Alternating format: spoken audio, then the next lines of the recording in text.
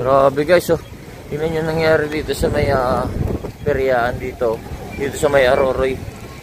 Masbate, no? Grabe nga bagyong kagabi kasi dumaan dito. Yung nangyari dito sa peryaan. Kagibag-ibag na, no? Yan, no? Papakita natin dito yung nasa tabing dagat kasi tayo ngayon. So, bakit na talaga? Yan. So, itong nakikita natin is tabi ng public market, no? Pamilyang bayan ng Aroroy. Ayan. Tignan natin yung nangyari dito after nung bagyong kagabi na si bagyong Christine, no? Ayan.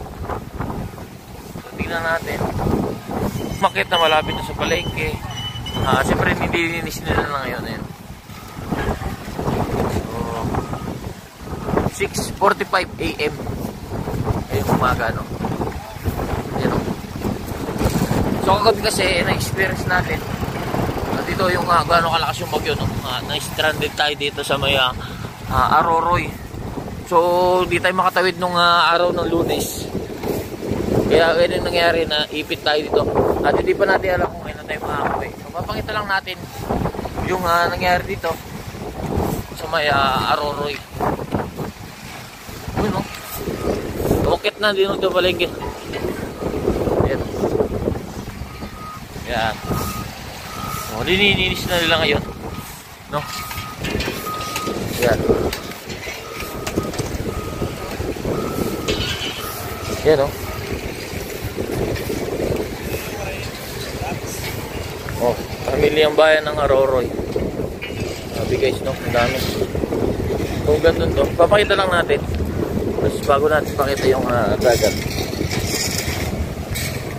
Talagang dito mo makita ang napakalakas na hangin at mga alon kagabi.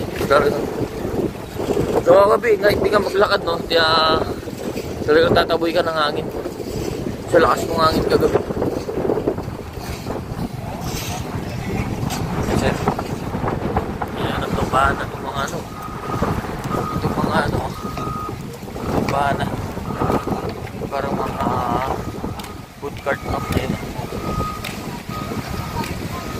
Nagtumbahan na dito. Lakas nung ano. Huwag yung dumaan si Christine. Yan, o. Halas talaga, o. Dito titignan mo. Ayan yung kapuhan ng ano.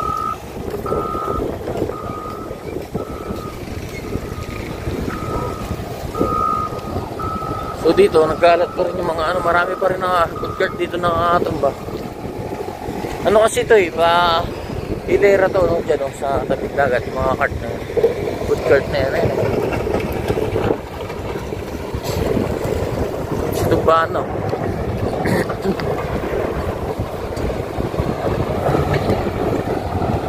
Ay, ginamitan na ng ano, ang tawag dito, bulldozer ba to?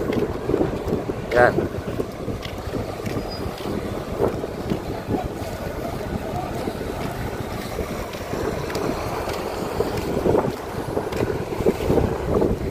Natin dito lalakas pa rin ng alon.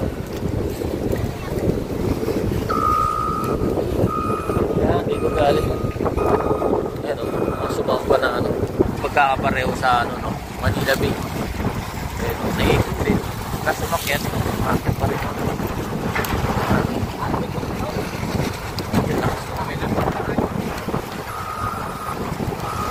Yan, maraming may stranded tayo nakasabay no, nung araw nung ano, Lunes. So pabiyahe tayo ng Manila.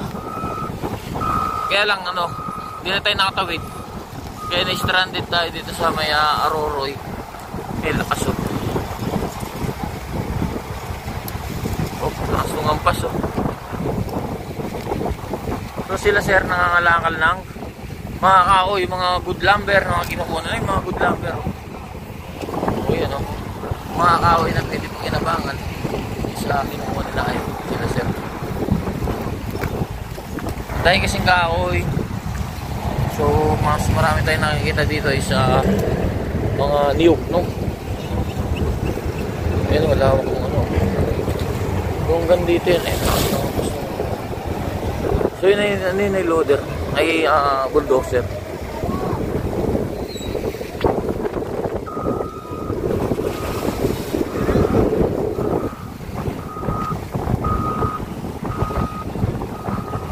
Ayan, sa lakas ng ano, no? Pati yung perya, nag-iba, no?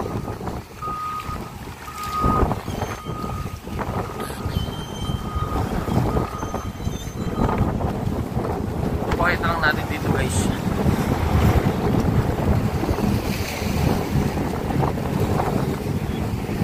Ano? Ito kasing family ang bayan ng Aroroy is tabing dagat lang, oh. Kaya maganda siya, kaya lang pag may ganitong bagyo, no, na yung hindi maiwasan umakyat talaga yung mga ano. Lakas po kasi nung hangin talaga, oh. Kaya no, ayun, oh. Lakas.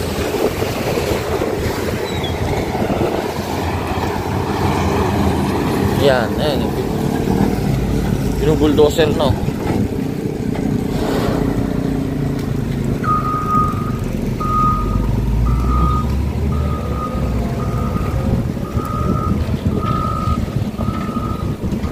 Maganda lang dito, guys. Action kagad, no. Talagang pagkatapos ng ano, lilinisin talaga kagad nila. Ayan, no. Sa may Aroroy public, pamilyang bayan ng Aroroy. Yan. So, yeah.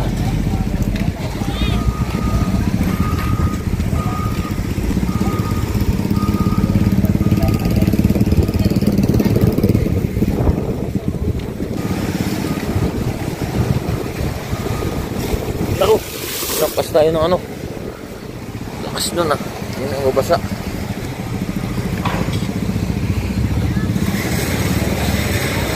So yun, maging dito may mga tumitingin-tingin din na ano, pwedeng mapakinabangan na maaaring naanod, no.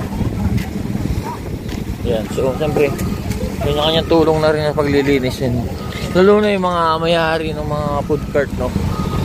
Talagang ano, kanya-kanya na silang ano. Ay, mga nakatumba pa dito.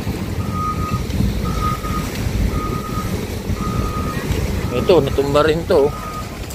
Ayan, oh. Oh, yan, natumba rin. Oh, ganda, amin, oh. So, ganyan yung ano, Santa ni Christine, Bagyong Christine, dito sa may Aroroy. Ayan, ganda ng palengke dito, guys. Malinis. Ayan, at maliwalas tignan. Kaya lang ang problema, dumaan yung Bagyong Christine.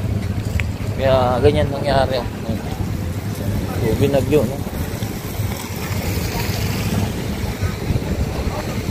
Feryado.